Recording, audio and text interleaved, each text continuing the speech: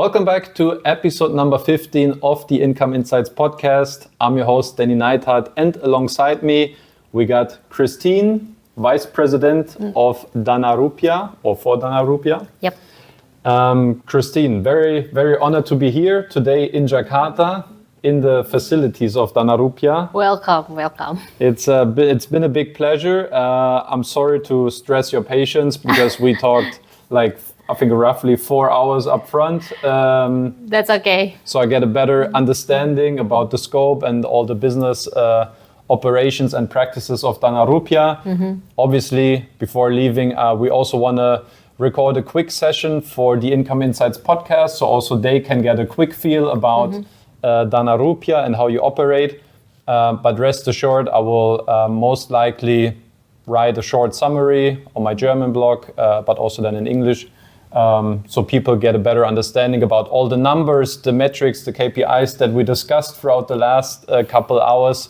So we don't have to repeat all the single KPIs once again, but still maybe to dig into a couple of elements that might be of interest, in particular for income investors, the future of DanaRupiah on the marketplace, something for sure many investors will be interested about. Sure. Okay, enough talking from my side. Let's pick you up, Christine. Maybe to start off, just a quick introduction about yourself, your personal, your professional background, and we take it from there. Okay. My personal background, I studied my undergraduate and postgraduate in China, in Beijing, China, and then at Beijing, at China, we the owner, the beneficiary owner of DanaRupiah, which is WeShare Group. The beneficiary owner is Mr. Chang Jinghua, Mr. Chang. We can call him that, and then he is the alma mater from my university. Oh, okay. Yeah. So I know back then I know him from my university, and then at that time in Beijing, he said to me like, my company want to expand to Indonesia, and then you are Indonesian. Do you have plan to go back to your home country? And then at that time, my mom keep nagging me every day, like, when you will come back home, when, and then how long have you been abroad in Beijing? 8 years. 8 years. Yeah, 8 years, and then after graduating my postgraduate, I worked there for 1 year, and then Mr. Chang came and offered me that job. Do you want to you go back to Indonesia and we build this company together? I will be the major shareholder, and then I will name you like for the local shareholder. If you agree, he is a wise man. He gave me like 2 days to think about it, because 8 years in China, in Beijing, I have my life there.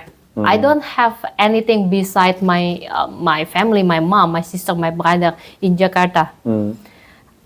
So your family originally comes from Jakarta? Yep. My family are all in, my mother and my sister in Jakarta. My brother live in Sydney. So I only have two, my closest dear to heart, who is stay in Jakarta. Besides that, I don't have like maybe distant friend, but all my life is in Beijing at that time. So when the Mr. Chang give me that offer, I need to think about it first, and then after that, yeah, why not? I'm going back to Jakarta, to Indonesia, and then we do some research first, because peer-to-peer industry is quite new at that time for Indonesia people. We do the research. At that time, there's no any regulation for peer-to-peer lending. I think there is one or two peer-to-peer company, but it's not same like us. Us is consumptive loan, but the one who already established at that time is for SME, like small medium enterprise. It's quite different. Yeah. And then after do the research, I get back to Mr. Chang and I said, I think we can do it. Let's do it. Then we set up a company. We make everything. We hiring, do all kinds of job, and then applying for the license to OJK because this is important. We don't want to be a illegal one. We need to have certain guide. We need to have rule in here. And then, pretty much that's the first year. Okay, so it's basically fair to say you're running the show behind DanaRupiah. You're like the one that's in charge of running the entire operations in Indonesia. At the beginning, the Indonesian only me, but I have a team coming from our headquarters, coming from China, to help to do the operation, product, IT at that time, finance also. Like four people from China and me at that time. And then we hiring massively. I think now you said in the conversation prior, you manage around 200 people in Indonesia alone? Right? Yeah, from different division. Yeah. Different divisions. A big part is being collection, but maybe we get to this part in a second. Yeah. Maybe just roughly for better understanding, what does your job entail on a day-to-day basis? What are you responsible for? What do you try to navigate with DanaRupiah operations here in Indonesia? Right now, my division is business development division, and then our responsibility is the biggest one is to take care of our lenders. And then after that, we do to have maintain our vendor, like payment gateway, everything third party need DanaRupiah need to run this business smoothly. It's under our part of job, and then a little bit OJK and a little bit association. This is my main job right now. Okay. Before we dive into DanaRupiah, maybe just one part about WeShare, which is your mother company. Yep. Just like summarize, what is this whole corporate about? How many employees? The business areas where you operate? I think it's 5 different lending markets, from my understanding. Just like run me quickly through the story of WeShare, how big they are, what they do, and how they also like how they navigate and assist DanaRupiah then in Indonesia. Okay, WeShare Group, our mother company. For WeShare Group have 5 different market, Indonesia, and then the Philippines, and then we have Nigeria, we have Kenya, and then we have Mexico. We have 5 in total right now. And then WeShare established at 2014 in Beijing, China. On 2017, WeShare plan to go abroad. So the first country is Indonesia, and then so we are, compared to other market, we are more established. And then the headquarter changed then to Singapore, right? Oh yeah. As an effect from the local regulations in China banning all the peer-to-peer lending business. Yep. We changed our headquarters from Beijing, China to Singapore. I think in 2019. Yeah, we moved to Singapore.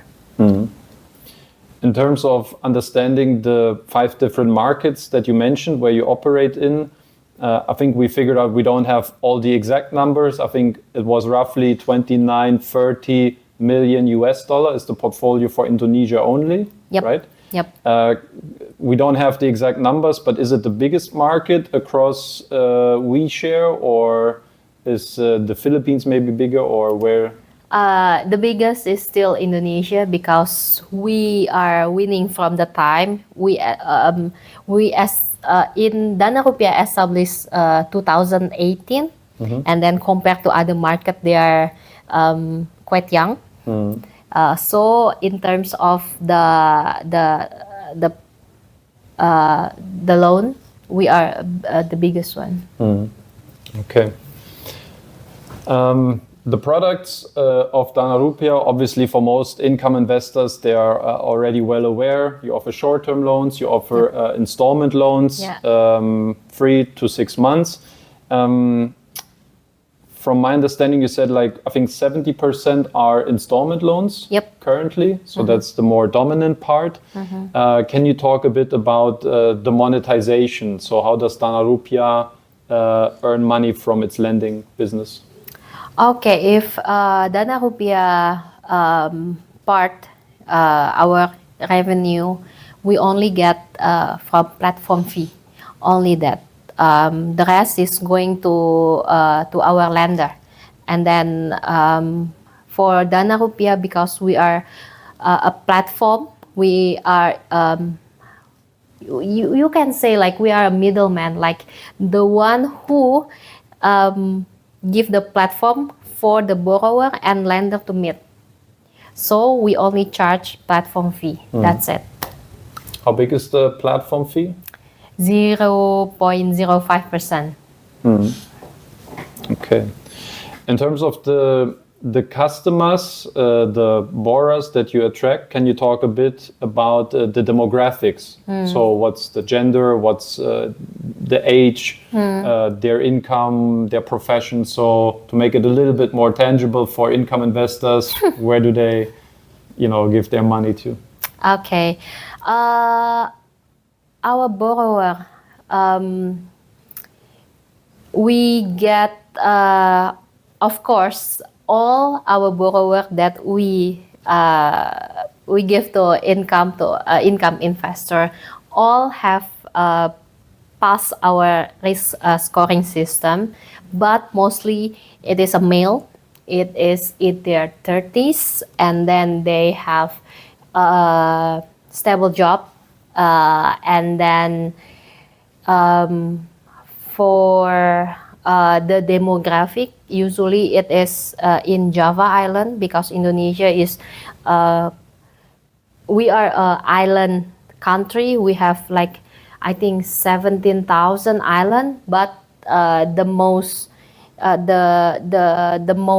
developed one is Java Island. So our infrastructure here in Java is more advanced than other island. That's why the biggest borrower is come from Java. Okay. You just said you're kind of the middleman between lenders, borrowers. Yep. Something interesting when we had our conversation prior is that you're really don't put, or it's legally not allowed for DanaRupiah to put your own funds into your lending portfolio. Yep. That's correct. Can you talk about, can you elaborate a bit more on the regulatory environment that you operate in, and maybe specifically for the funding sources to start off? Okay. Here in Indonesia, our regulator, OJK, they have a regulation that peer-to-peer company only platform for borrower and lender to meet. We cannot use our own fund to lend it to the borrower. We cannot do it. That is unfortunately, but yeah, we need to comply to the regulation. If we want to be a lending company, which is we use our own fund to give the loan to the borrower, we need to have another license. Yep, it calls multi-finance license. And then at the moment, DanaRupiah doesn't have that license, and we don't see we need that license at the moment. So we don't have it right now. And in terms of the restrictions for individual vehicles, entities that you can use, because I think you also mentioned there are some percentage restrictions on which lenders you can use to fund the loan book. Yeah, this is another OJK regulation. So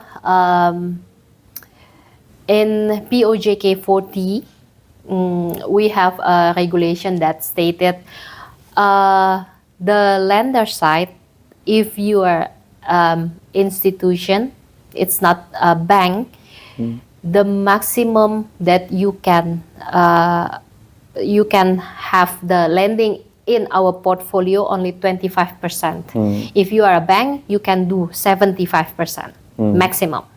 But if you are institution, unfortunately, you only can have maximum 25%. Yeah, that's why I think OJK make this regulation is because OJK want to control the fund. If bank regulate also by OJK, so it is easier for OJK to check it, to double check it between the P2P company and then the bank. But with another institution, it's harder for OJK to check. Maybe I think that's why OJK come up with this regulation. We closed the bridge with regulation a little bit more, but before I would like to dig into the or explore your business collaboration with Income Marketplace, obviously Income Insights podcast. Now, your portfolio used to be, I think, at its peak around 8 million outstanding with Income. Now it went down to 5.3 million. It could be due, as you told me before, like also given the regulatory circumstances that you have here in Indonesia. But maybe for income investors to understand, why is the portfolio of DanaRupiah shrinking on income? Also, maybe why are the interest rates are decreasing? Can you establish some context for those topics? Okay. For this topic, there's several causes. The first one is last year, OJK announced that the interest rate cap from 0.3% will be decreased to 0.2%. And then since our system, our learning system need to learn it first, we need time. So we are prepared for this 0.2%. That's why this is the first cause. Our disbursement is decreasing. And then the second one is, honestly speaking, OJK encouraged us to collaborate with the local bank here in Indonesia. So besides Income, we also collaborate with the bank. We have several banks already right now. I think you mentioned 4 different, right? Yep, 4. Up until now, it's 4 banks that already become our lender. This is also the second cause. The portfolio is shrinking in Income. How do you see the, let's say, midterm perspective or short-term perspective, let's say until the end of the year? Do you feel like, where does the portfolio will grow on Income? Do you feel like it will maintain now, because it was dropping quite heavily in recent months? Obviously, given the nature of short-term loans, things can happen quite fast. Do you see like the portfolio growing again towards the end of the year, or where do you see like realistically the ceiling of what investors can expect? Also, you know, most investors enjoying, I think, also DanaRupiah assets because they still provide that sort of liquidity, short-term assets that many investors enjoy on income. Where do you see the future portfolio on income? Where will it develop? Generally, we plan to gradually increasing our portfolio this year since the 0.2 is cancelled by OJK, and then gradually we are increasing our portfolio again. But we cannot increase it like exponentially. Yes, we cannot do it because something that growth or decrease very fast, OJK will aware of that. And then we also don't like our company is like not stable. That's why we will gradually increase the total portfolio. If our total portfolio increase, of course, our portfolio in income will also increase. DanaRupiah, I think you got onboarded by Income in December 2021. Yep. Which makes DanaRupiah one of the oldest lenders, I think, on the marketplace, and also one of the core pillars given its size on the marketplace. Can you recall the setup, the start of the collaboration with Income? And people that are maybe a bit more familiar with the peer-to-peer industry know that you also have a history with other European platforms such as Bonster, Mintos. Why is it that you only have exposure currently on Income and not any other European lenders? What do you kind of enjoy about the collaboration with Income? Okay. Let's focus only on Income, and then we don't compare with other. For Income, these past years, like you said, we start our collaboration since 2021, right? Like 4 years already, and then we love Income. We love the communication between DanaRupiah and then Income team. It's, I think, from my point of view, it's very good, very smooth, run very smoothly. We have a problem here and there. We have a discrepancy here and there, which is still normal. Like in a year, we only face like 1 or 2 problems, which is compare to bank, the local bank in here, it's quite okay, I think. And then I think the in relationship, I think the most important thing is communication, and then all problem we can solve it through communication. Income also know that here in Indonesia, OJK like to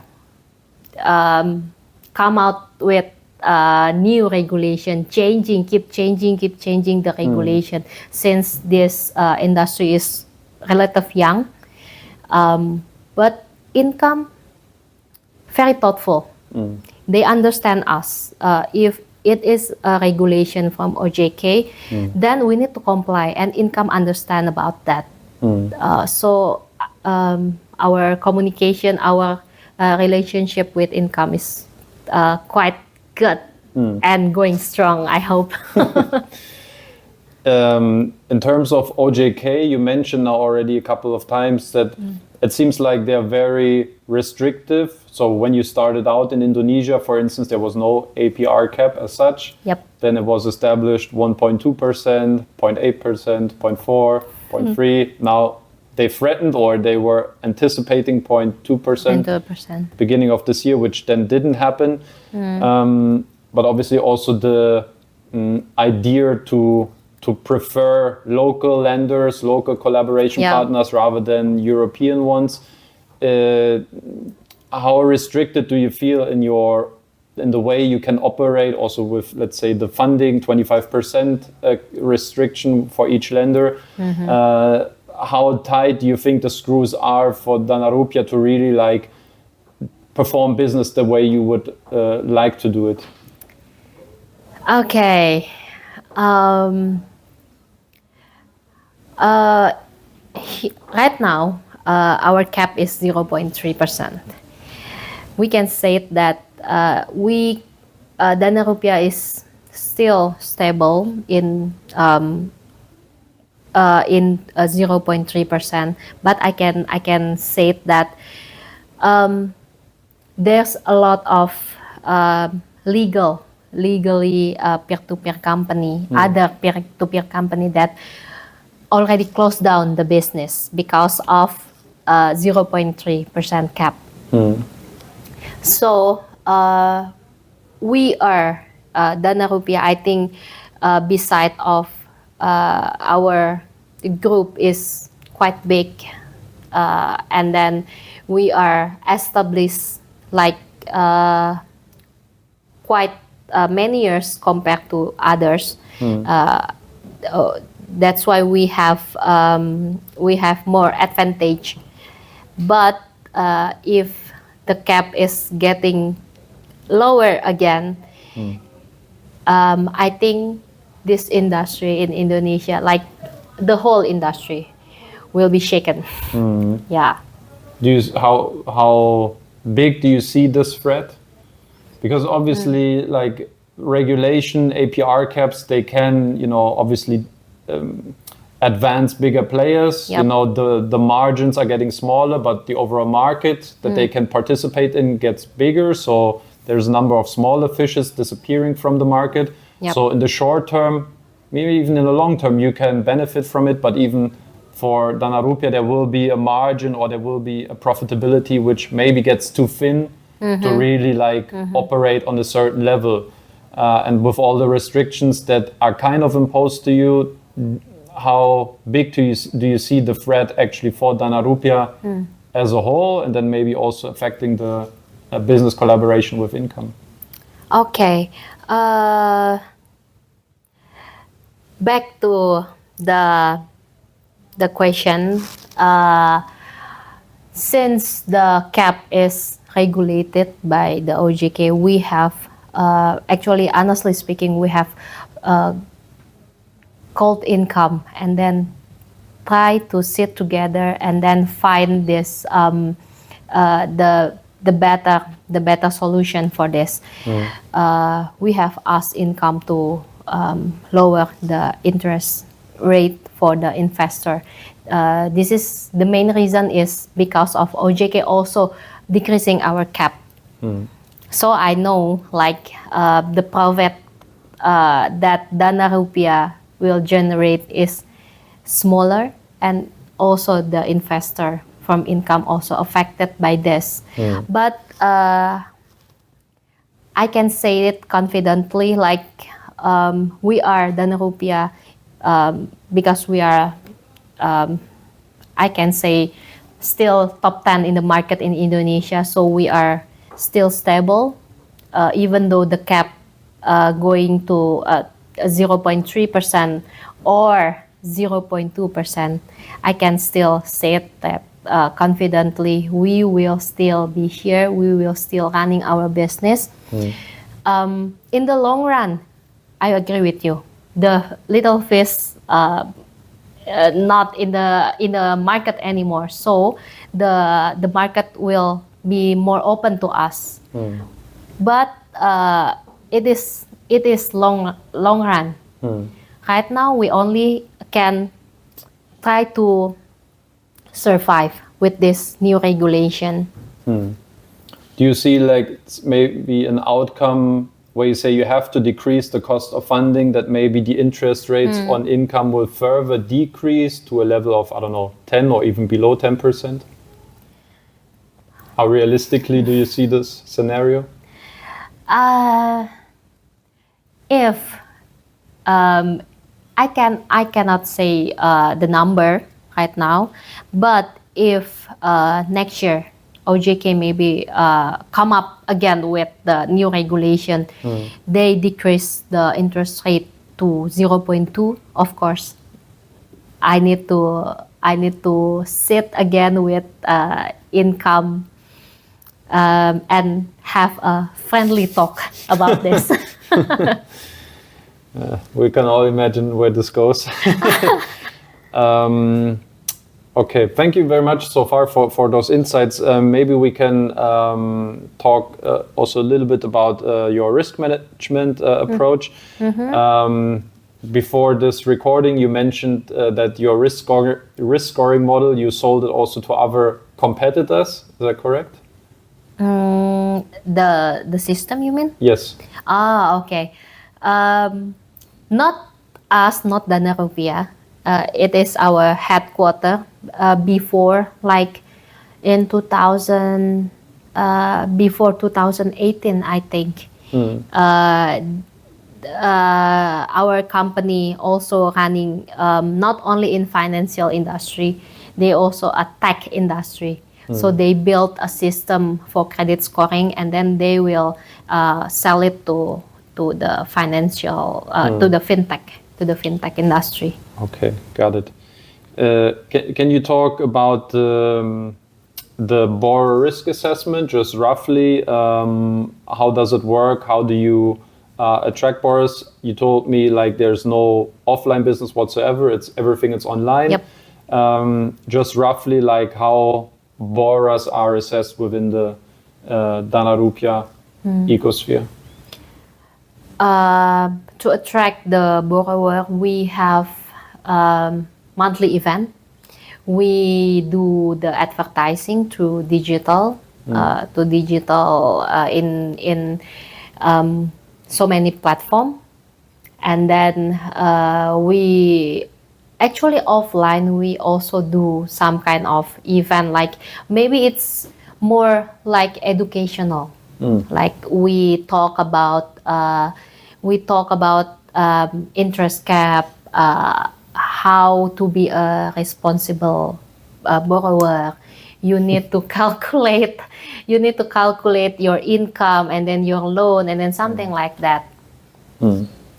I think it is not only marketing for DanaRupiah per se.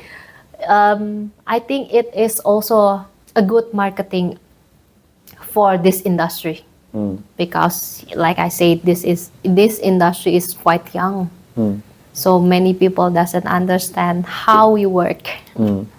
And then how do you score the borrowers when they apply for a loan? What are the metrics that you look at? Where do you get the data from? Okay, to compare when the borrower come and then the borrower want to do the loan, we will do the risk scoring first, and then we have like 1,000 of parameter to calculate, to come up with the result of the scoring. And then we also collaborate with several third party. Like the big one is we have direct connect to the civil registry here in Indonesia. It is government credit bureau, and then we also have connect to OJK Big Data, and then not only OJK Big Data, we also have vendor who is a big data company, and then telco company. There's a lot for checking and come up with the result of the risk scoring.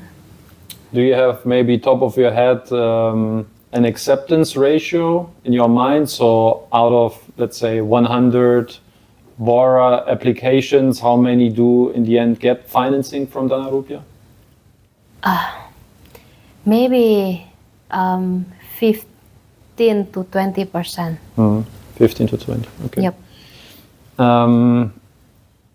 how good is the performance? Talking about NPLs, how many loans from your portfolio go to the collection stage? Our NPL last month I checked because we need to open it in our official website, so all you guys can check it. Last month is around 3%. Our NPL. And you said prior this conversation, when it's 5% and above, Yep. OJK, the regulator, is asking a couple of questions, Yep. maybe even impose some fines, restrictions. Yep. Can you elaborate on this? First of all, if in this industry, peer-to-peer industry, if the NPL is exceed 5%, OJK will send us official letter. We need to explain to them why our NPL more than 5%. What is the reason? And then after that, OJK will maybe they will come up with result whether your explanation is good enough or not. Do you get some kind of penalty or not? The penalty, the worst case is you need to stop your business first until maybe month, maybe 2 months until you get these things done. So this is the worst case. But the easiest one is you need to come up with plan how to lower your NPL, some kind like that. You said last month it's been 3%. Have Yep. there been times when you were, let's say, closer to the 5%? No, no. Our local director, our local CEO of DanaRupiah, he is 27 years in bank. So compared to others peers, we are more conservative because our CEO still thinking like a banker.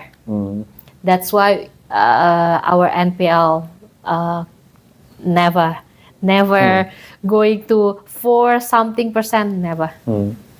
What is it ultimately that you would say is holding back DanaRupiah from, let's say, growing the portfolio? Is it the conservative risk management that you could maybe loosen the screws a bit and maybe be a little bit more, have a little more risk appetite when, issuing new loans? Is it having, let's say, different opportunities in terms of where you and how much of your portfolio you can fund through different platforms? So where do you see like the biggest leverage for DanaRupiah to grow also the portfolio?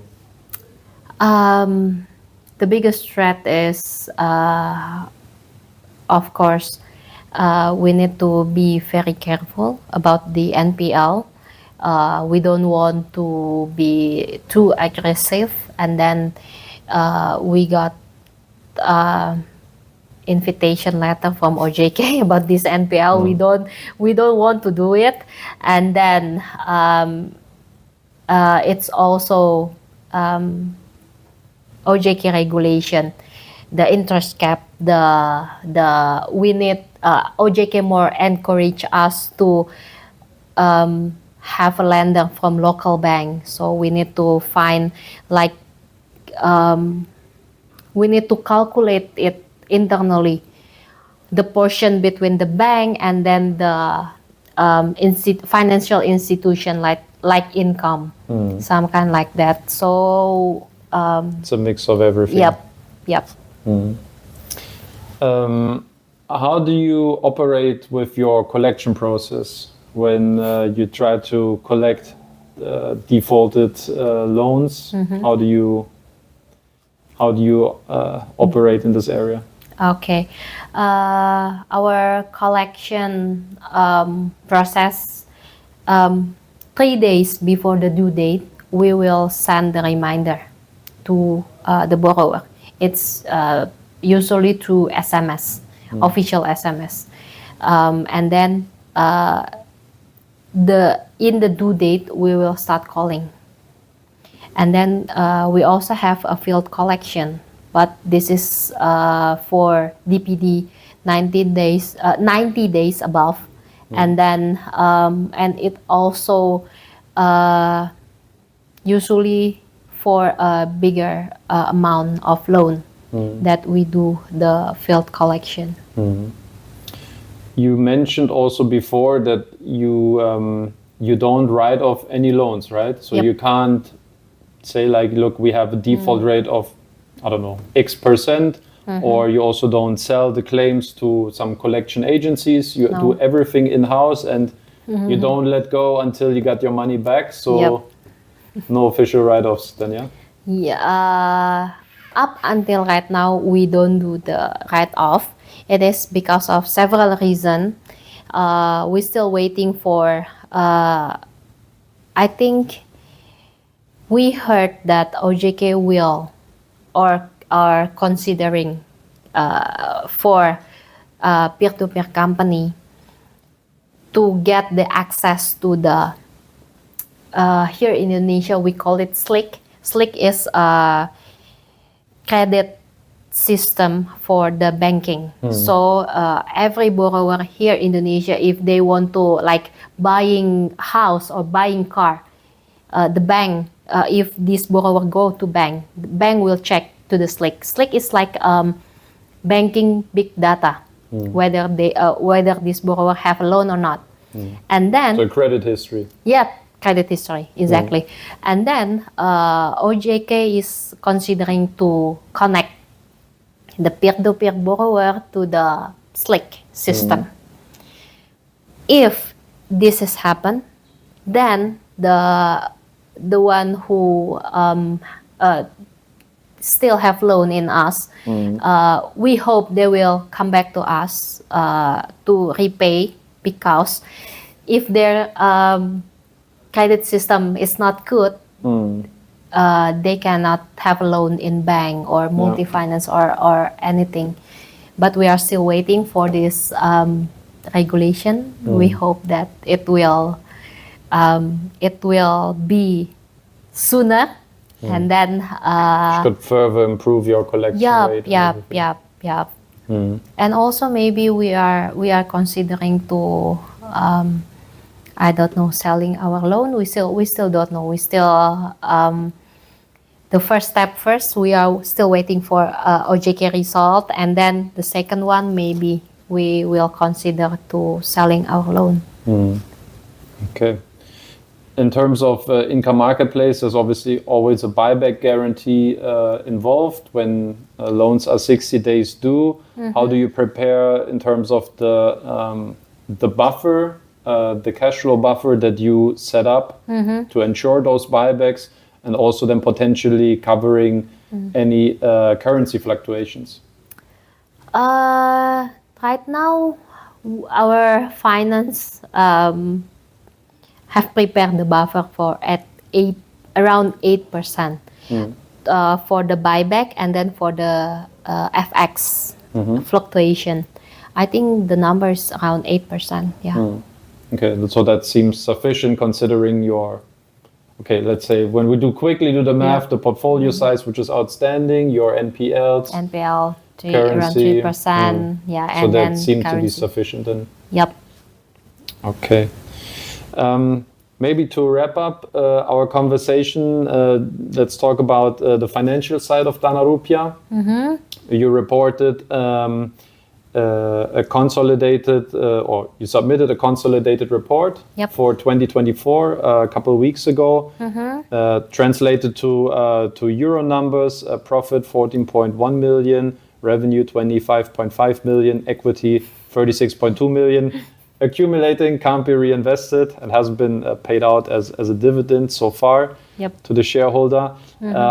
One thing that most investors in Europe are slightly concerned in this regard is always like how to verify those numbers. So in Europe, maybe in Germany in particular, but overall I would say for European investors, they would like to see also a certain reporting standard, meaning there's a reputable international auditing company that goes with the IFRS standard for the reporting. So do you see this being an issue for DanaRupiah? Do you feel like this is something that you could do in the future to enhance also, or to attract more investor interest from Europe, from income in particular, to be a bit more, let's say, compliant with the rules we have in Europe and to maybe be even more attractive for investors? We have audited financial report audited by external.